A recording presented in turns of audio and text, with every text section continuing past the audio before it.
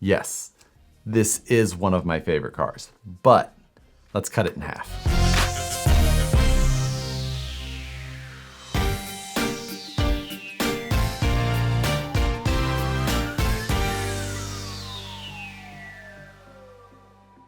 What's going on, everybody? Today I'm back with my Axial Bomber. This is the refreshed 2020 version of the Bomber. We've covered a single episode of upgrades already, with the intro video also covering what was new in the recent release of the Bomber. Now, at this point, I've kind of discussed already that I plan to build this Bomber into my version of the ultimate Bomber. And this week, we're gonna take our first big step into changing this truck quite a bit. Last week, we did some very basic upgrades that made sense for just about anybody who was going to own a Bomber. This week, we're gonna start to jump into some of the much more advanced upgrades that I plan to do. And the very first one that I want to cover this week is going to be the installation of this high altitude performance rear back half. Now, this is the piece here that we're talking about. This design is from carbon fiber and aluminum, and it replaces a big majority of the rear half of this cage. And it's going to involve a decent amount of cutting to the stock pieces of plastic that make up the back half. Now, there's a number of reasons to install this. The design is cool. It changes the shock geometry a little bit. It adds this really nice rear mounted sway bar that is bearing supported. Now, the bearing supported part I think is just a cool design. I don't know that most sway bars need to be bearing supported, but it's really cool to see just touches like that integrated into this piece. But the big thing is that it's going to allow us for even more suspension travel. Now, I had mentioned before that I plan to get this truck much lower, but when you get a truck lower, oftentimes then you're looking at reducing suspension up travel especially. So since I want to keep it nice and low, but I want to maintain suspension travel, we're gonna go to this piece and we're going to change out the shocks. I'm going to be using Proline Pro Spec shocks. These are made for the rear of a short course truck. These are a really nice shock overall, and this is something that I think is going to be a great fit for this truck. This is the shock that is most commonly used in combination with this high altitude piece, so I think it kind of goes hand in hand. So the plan is for this. We have to get this piece integrated into the rear half of the Bomber cage. We're gonna have to disassemble a big chunk of this truck to do that though, and then we're gonna have to start removing a lot of plastic permanently. It's going to take some cutting, some filing, some cleaning up, and we're gonna have to just go step by step through this. After you buy this, it doesn't come with instructions, so you're gonna have to be doing a little bit of figuring out yourself, but I think once I walk through this, I'll be able to kind of guide you in the right direction at least. This isn't gonna be, again, a full how-to on the installation of this high altitude rear carbon fiber back half, but I think that you'll be able to get the idea. Along with these Proline Pro Specs, I did also pick up a set of Proline's spring pack for them. That way I can adjust the spring rate as I feel needed. The stock ones may be a little on the stiff side. My plan is to get everything installed, kind of feel out the suspension, one of my favorite things, and at that point, adjust as needed. At this point though, we're ready to disassemble and start cutting.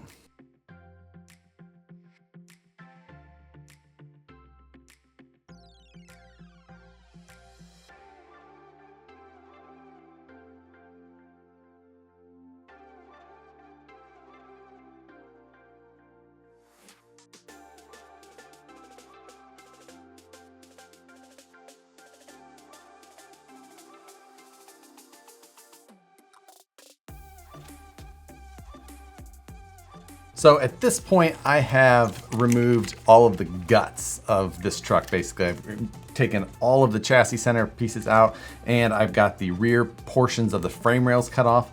Now I'm ready to start fitting the high altitude performance rear back half. But the lowest portion of this piece is actually about 3 millimeters wider per side than these rear portions of the frame horns that I didn't cut off yet. So I actually need to go file off a few millimeters per side of that plastic. And then I'm also just gonna take a little bit of time and clean up my cuts and make everything look like it was more meant to be that way rather than just a cut off extension. So I'm gonna take this out, we're gonna hit it with the Dremel, clean it up a little bit with a file, and then I believe we're gonna be able to bolt in this back half.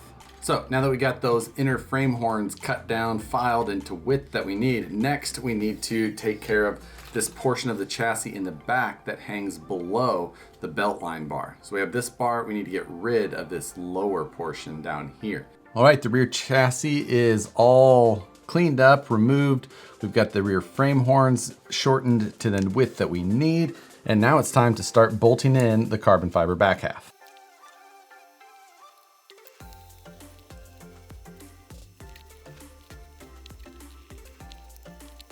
So the actual installation of this rear kit itself is crazy simple. There's not really anything to it. It just all drops right in there. It's just the initial trimming that takes a little bit of work. But now that we've got that done, we do have some work on getting the shocks mounted in and then making our new sway bar end links to connect down to the axle. I'm gonna fill up these Proline Pro specs and get them mounted in place. And then we're gonna start kind of piecing this thing back together, seeing what other parts need to be modified. Because I know that the bar that connected from the top of the B pillar down to the seatbelt bar is no longer going to drop right in. There's gonna be a few other things like that that we're gonna have to kind of just diagnose and adjust along the way.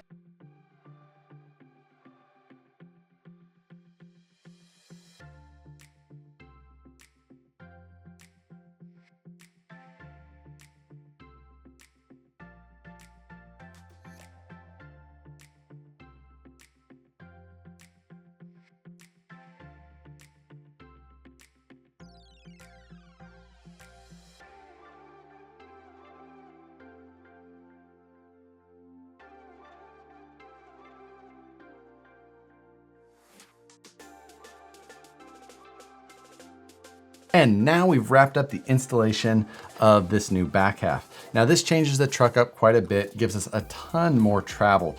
We have a lot more room for the axle to move up into the rear of the chassis. And of course, we added that rear sway bar now. A rear sway bar is kind of a must on a Bomber. It's one of the early things you should be looking at. I didn't add it in the first episode because I knew I was going to be adding this piece, but if you're getting a Bomber, whether you're going to go as crazy as doing an entire back half like this, or you're just going to run the stock chassis, you should be looking at a sway bar. The Axial version or the Vanquish version, two really good options, popular to see. I can link both of those in the description below as well. But now with this setup in here and the Proline Pro Spec shocks, we've got a much lower ride height. We are sitting down now at the level where I wanted this vehicle to be ideally. When we started, we were much higher up in the air, the links running downhill. Now we're pretty much flat across the belly. Now this high altitude rear back half is made to work with a 3D printed rear axle that they also make. And that rear axle has some different geometry. So there is going to be a few things that are going to differ when using a stock style axle like I'm using.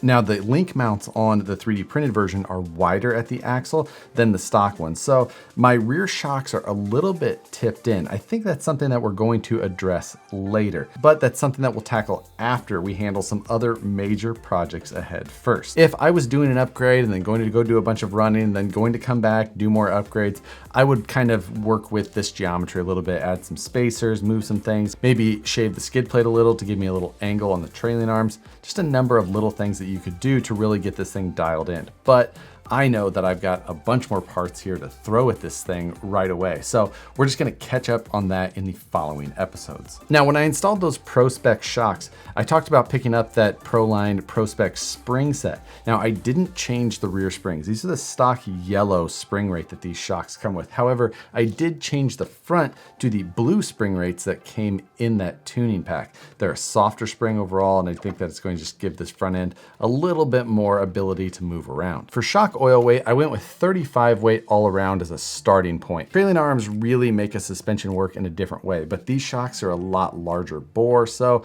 I'm gonna start with a 35 weight, see if the rear suspension moves fast enough or too fast, and I'll adjust from there. Both the spring rate and the shock fluid affect how the shock performs. It's one of those things that you're just gonna have to feel around to see if you're getting the dampening or rebound and compression control that you like from your setup. I currently have this truck set with very minimal preload all the way around. And again, that's something that we'll adjust after we do a little bit of running. Now with that high altitude kit in the rear, there's a couple of other little things that we had to do. One is I did have to cut that rear V-bar just to fit it in there. So currently that V-bar isn't really supported. It's just in there and a little bit for looks, but it also works as a spacer up on this roof area. But another thing is that we did lose our rear interior mounts. So the back of the interior is just kind of flopping around in there.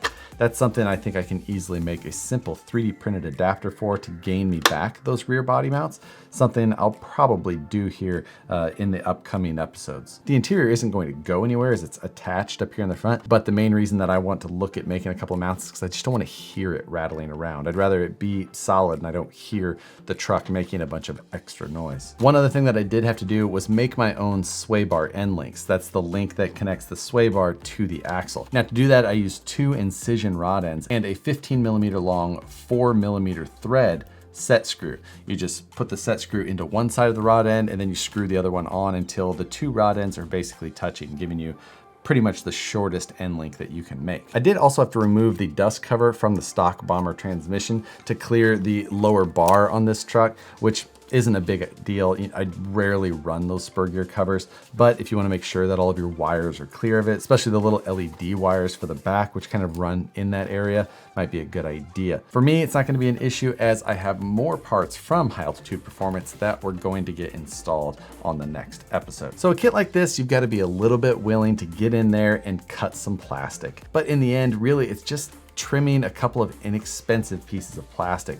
If you screwed up so badly that you had to replace them, it's not going to cost you that much. So don't be too afraid to just jump in there and get after it. It's pretty simple to install this thing. The suspension on this truck now is really smooth and it's definitely going to be able to handle the power that we're going to throw at it. But that's going to wrap up the upgrades for this episode. If you guys are interested in the High Altitude Performance rear back half, I'll link to where you can message them to pick it up. You can contact them through Instagram or Facebook. They don't have a website currently, and if they do in the future, I'll try and update the description below. But that's going to do it for today. Thanks for watching, guys. If you enjoy the content, hit the like button, subscribe if you're not already, and hit the notification bell so you see the videos as soon as they get updated. But with that, thanks for watching and we'll see you on the next one.